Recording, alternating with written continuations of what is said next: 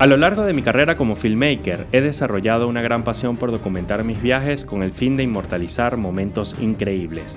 Cada vez que descubro un nuevo lugar, tengo unas ganas insaciables de compartir con ustedes lo vivido y de llevarlos visualmente a disfrutar esos paisajes, esas ciudades y esas experiencias como si estuvieran allí conmigo. Mucho he tenido que aprender en el camino y muchos errores he cometido para lograr filmar como hoy lo hago. Es por eso que en este video te voy a compartir mis secretos para que tú también puedas grabar videos de viaje de gran calidad, independientemente si eres principiante o si eres un profesional del filmmaking y la fotografía. Empecemos.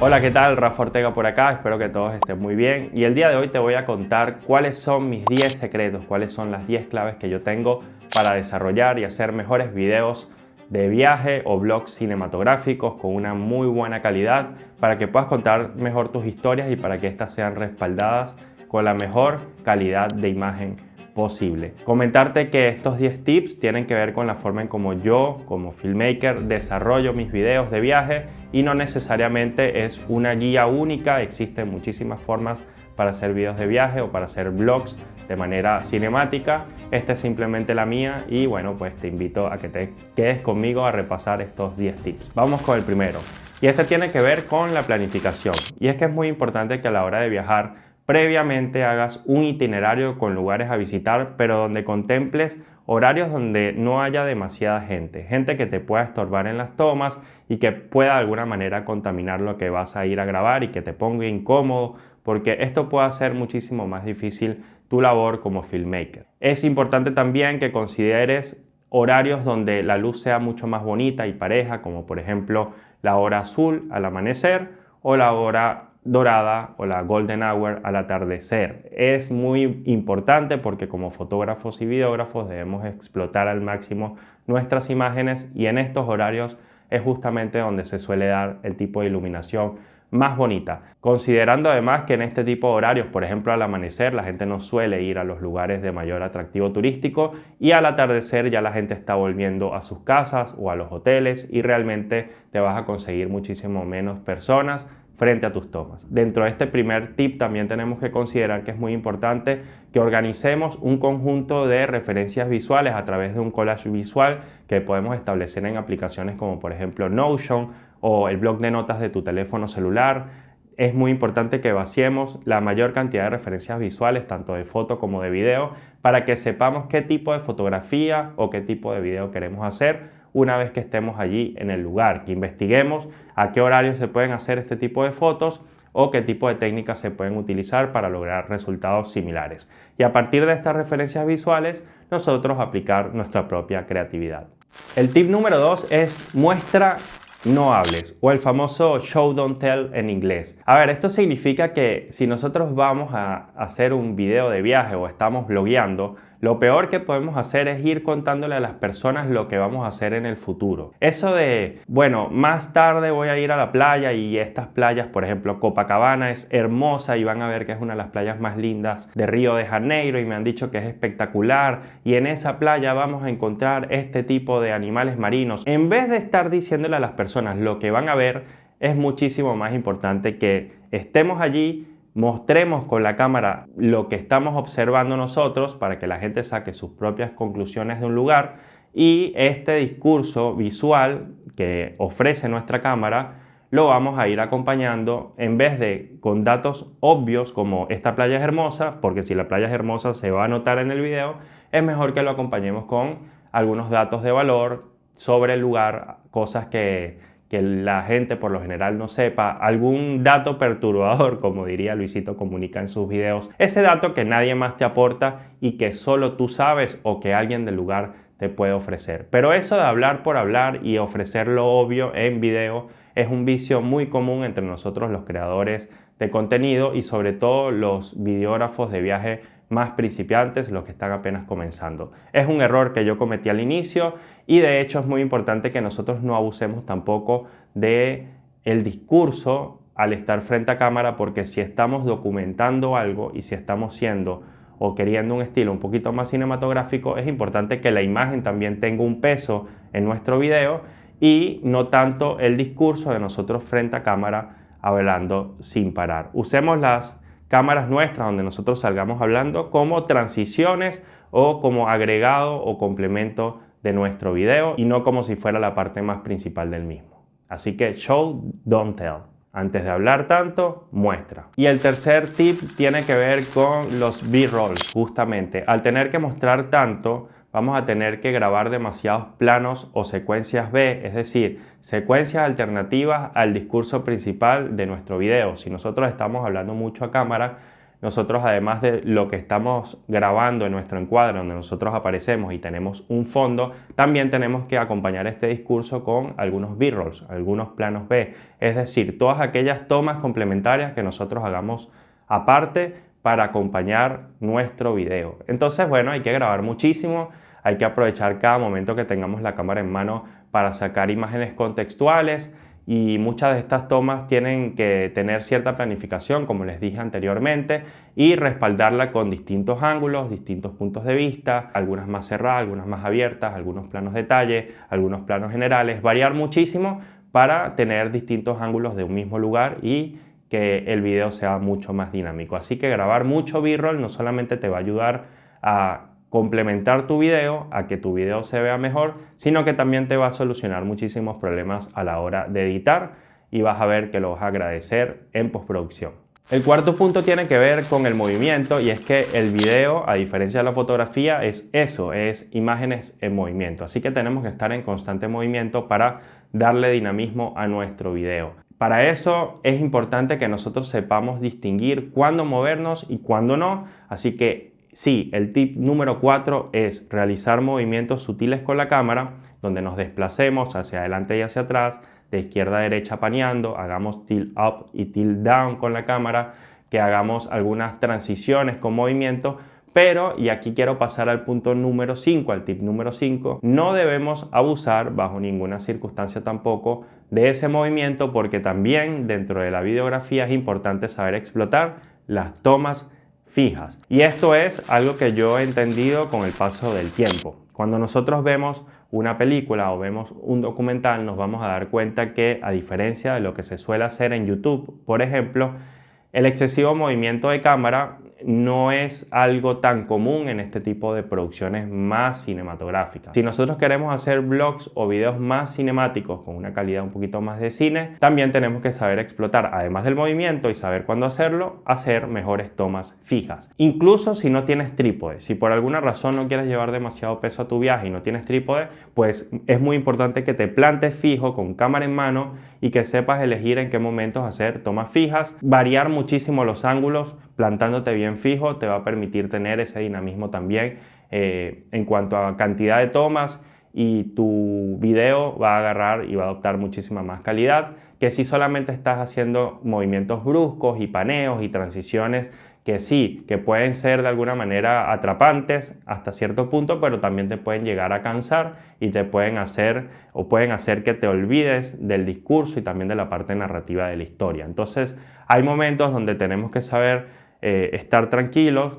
y contemplar o hacer que los demás contemplen una buena imagen, y eso se logra a veces también con cámaras fijas. Si no está 100% estable, puedes aportarle un poquito de movimiento orgánico, que no pasa nada, es totalmente válido. Y bueno, si las películas se permiten el movimiento orgánico con cámara en mano, pues ¿por qué no lo vamos a hacer nosotros en nuestros videos de viaje? Y el sexto tip o sexta recomendación tiene que ver con no abusar de la cámara lenta. Y sí, muchachos, a mí particularmente me fascina el recurso de la cámara lenta, me fascina grabar a 60 cuadros, me fascina grabar a 120 cuadros por segundo. Para quienes no entiendan tanto cómo funciona esto, cuando nosotros tenemos una cámara, bien sea del celular o una cámara profesional, siempre vemos algo allí que dice 24 fps, 30 fps, 60 fps, 120 fps. Eso significa cuántos fotogramas hay por segundos en una imagen. Y mientras más fotogramas tenga una imagen, es decir, mientras más fotitos haya en un segundo de video, nosotros vamos a tener mayor fluidez de movimiento y mejor puede ser nuestra cámara lenta. Entonces, para grabar a cámaras lentas tenemos que grabar por encima de los 50, 60 fotogramas. Mientras más arriba, mayor tu cámara lenta. El problema es que cuando abusamos de la cámara lenta, que al principio cuando estamos empezando como filmmakers es algo muy atractivo, Cuando usamos de eso, olvidamos el aspecto documental que tienen los videos de viaje. Los videos de viaje suceden en velocidad y en tiempo real, no suceden en cámara lenta. La vida no pasa en cámara lenta. Entonces, si nosotros queremos aportar datos documentales o estamos queriendo mostrar algo para documentar un viaje, pues no podemos mostrarlo todo como si nuestra vida fuera en slow motion. Así que no te olvides también de grabar en 24 FPS, que es el estándar de cine, que se ve muy bien en cámara, o grabar en el estándar de televisión, estándar de YouTube, que viene siendo 25 FPS para países europeos y algunos países de América Latina como Argentina, o 30 FPS para algunos países de América Latina y el propio Estados Unidos. Graba en 24, 25 y 30 FPS. No te quemes la cabeza grabando todo en cámara lenta porque realmente te vas a encontrar con un vicio y la gente se va a dar cuenta y tu video incluso se puede volver lento y tedioso. Varía las cámaras lentas con cámaras en velocidad de tiempo real. Además, estamos hablando de hacer videos de viaje y vlogs con estilo cinematográfico. Dime tú en qué películas y con qué frecuencia hay cámaras lentas en el cine. Realmente no se ve mucho, que digamos. Vamos ahora con el tip número 7 y es que evites a toda costa bloguear como si fueras un turista. Es decir, me refiero a tomar la cámara y grabarte todo el tiempo en modo selfie. Y sí, es algo que yo mismo he hecho en mis videos de viaje, sobre todo en los primeros, y realmente se ve no solamente bastante mal, sino que también suele ser bastante tedioso. Incluso en este video que hice Atacama, hice una caminata muy larga en Atacama, en el desierto que queda allá en Chile. Y en esta caminata prácticamente perdí toda la retención de mi video porque estaba explicando algo sobre filmmaking mientras iba caminando y para mí era buena idea hacerlo mientras estaba mostrando el lugar y mientras yo iba recorriéndolo. Y pues en realidad se me fueron casi todos los views porque pues nada, se pierde la retención, la gente pierde por este constante movimiento y temblequeo de la cámara en tu mano, pierde totalmente el atractivo del video y pierde la atención y el foco sobre lo que estás diciendo. Esto de hecho es una recomendación que el mismísimo Casey Neistat, que es uno de los maestros del blogging, nos ha dado una y otra vez. Evita estar grabando todo el tiempo como turista. Si ves un banquito en la calle, si ves una papelera, si ves algo donde puedas apoyar tu cámara y grabarte de forma fija, creo que eso es muchísimo, muchísimo mejor que estar con la cámara todo el tiempo temblando. Y si te vas a grabar en modo selfie porque no tienes opción o porque, bueno, también forma parte de tu estilo y es totalmente válido, pues trata de hacerlo de la manera más estable posible y hazlo durante pocos segundos. Utiliza un GorillaPod, utiliza un trípode chiquitito, algo que te permita hacer que tu cámara no esté temblando demasiado. O sencillamente agarra el lente por debajo y estira tu brazo, pero no camines tanto. Tip número 8. Viajar con un equipo ligero. Cuando hacemos vlog de viaje, lo menos que queremos es pasar trabajo en el aeropuerto, que nos estén reteniendo los equipos o preguntando para dónde vamos o que nos metan al cuartito para preguntarnos por qué tenemos esos equipos con nosotros a pesar de que sean nuestros. Así que es muy importante que nos vayamos ligeros. Pero también es muy importante que nos vayamos ligeros porque cuando estamos de viaje estamos constantemente recorriendo lugares, subiendo montañas, caminando por aquí o por allá, haciendo recorridos muy largos y eso realmente nos puede cansar un montón, nos puede destruir la espalda si vamos con muchísimo peso y bueno, vamos a tener un dolor de cervical que no nos va a permitir grabar más y se va a acabar la grabación a mitad de jornada. Y otra cosa es que si vamos ligeros tampoco vamos a tener que pensar demasiado en qué equipos utilizar, sino que ya sabemos que tenemos a disposición nuestra cámara, el lente ya conectado directamente a ella, un lente que sea versátil, que por lo general yo recomiendo que sea un lente de zoom de buena calidad, un 24-70, un 28-75.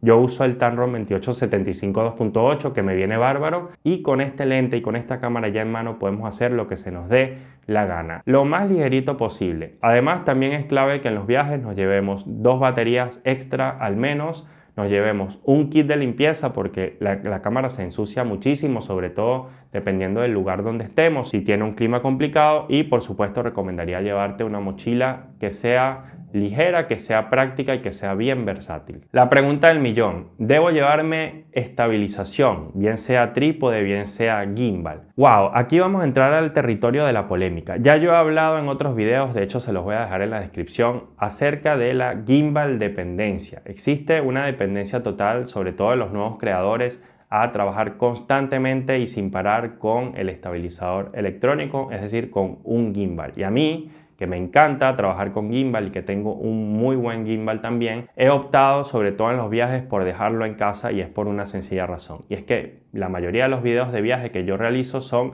para mi canal, para consumo de ustedes, y es algo más personal. Y es algo que en donde yo puedo explotar, como ya les dije, el uso de la cámara en mano sin necesidad de estar cargando con un equipo que sea muy pesado. Y los gimbal suelen ser pesados, suelen ser aparatosos, y es algo por lo cual nos pueden preguntar sin ningún tipo de problema en un aeropuerto. Entonces yo decido quitarme literalmente ese peso de encima, y ese peso mental también de estar llevando un gimbal, de tener que armarlo en la calle, de llamar la atención de todo el mundo, de escalar una montaña con ese gimbal a cuestas. Yo prefiero sencillamente ir ligero, como ya les expliqué. Sin embargo, si tu video lo vas a hacer para una compañía, por ejemplo, de turismo, que te está contratando para hacer un video de viaje, para una aerolínea que te está contratando para hacer un video que tiene temática de viaje, si tu video está patrocinado por una marca, como por ejemplo un gimbal, o una marca que requiere que tú hagas un video de viaje de extrema calidad, y este video va a tener algún tipo de retorno económico, es decir, se te va a pagar por ese video, pues allí, dentro de la planificación, yo creería que no solamente tiene que haber un gimbal, sino también un trípode y todos los elementos adicionales que requieras para tu video, es decir, microfonía, un dron y todas las cosas que requieras para hacer tu trabajo, incluidas un gimbal, porque hay muchas tomas, por ejemplo, de recorridos, que no vas a poder hacer con cámara en mano y te van a quedar bastante feas si lo intentas. Así que allí creería yo que un gimbal sí es bastante necesario. Como les dije, depende. Ahora vamos con el tip número 9 y tiene que ver con la edición de tu video. Es clave que si quieres lograr resultados cinemáticos, manejes la magia del montaje, entiendas muy bien cómo funciona el montaje a nivel cinematográfico, cómo funciona el montaje en las películas, en los documentales, y te vas a dar cuenta que si buscas un estilo cinematográfico, las películas no suelen tener cortes demasiado bruscos, o no suelen tener estas transiciones que son como unos zoom in y unos zoom out y unos temblequeos locos y un tira para acá, tira para allá. Esto no pasa en las películas. En las películas tenemos cortes más limpios, tenemos los famosos cortes en L o cortes en J, donde entra primero el sonido y después aparece la toma, o viceversa. Tenemos este tipo de recursos que son más relacionados a un buen montaje cinematográfico, y por ende es importante que puedas estudiar estas técnicas. Existen infinidades de videos sobre este tema, así que bueno, te recomiendo chequear por YouTube para que puedas aprender un poquito más sobre cómo editar y cómo hacer montajes más de cine. Tenemos la cámara ya preparada, lista para grabar y tomarle fotos a todo lo que podamos.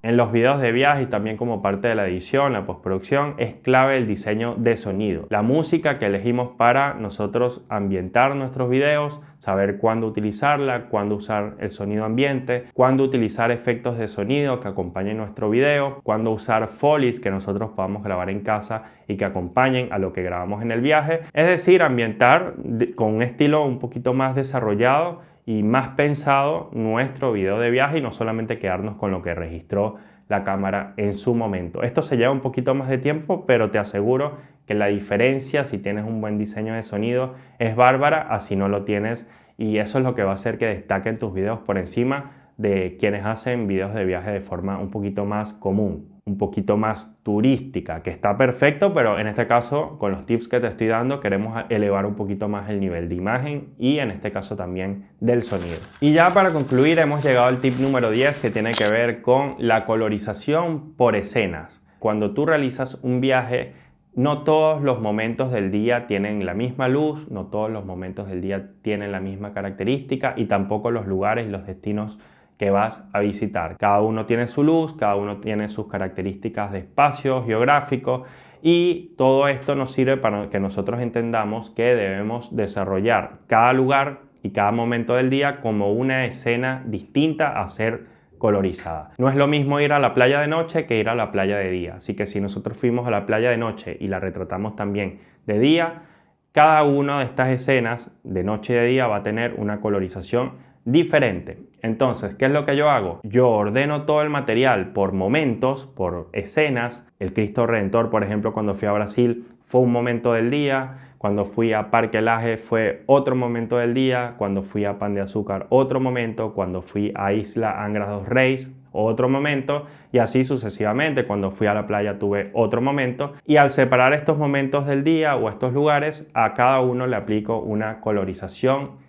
diferente. Tomo un clip emblemático de cada uno de estos momentos o lugares, lo desarrollo a nivel de colorización, es decir, corrijo color, hago etalonaje y una vez que he obtenido el resultado que considero correcto, se lo aplico al resto de tomas relacionadas con esta escena, este momento emblemático o momento clave del día o lugar clave del día. Y obviamente para que el video no sea una locura donde hay 3000 colores distintos, yo tengo que establecer un elemento unificador para el video en general. Entonces, después de haber hecho la colorización por partes, yo hago una colorización general con una capa adicional aplicada a todo el video de viaje o a todo el blog o a todo el documental, y esta capa tiene características como por ejemplo un grano, el mismo tipo de grano, un grano que unifique el video en general, o el video es más cálido, entonces aplico calidez al video en general después de haber hecho la colorización por partes, o si el video quiero que sea un poquito más desaturado, entonces desaturo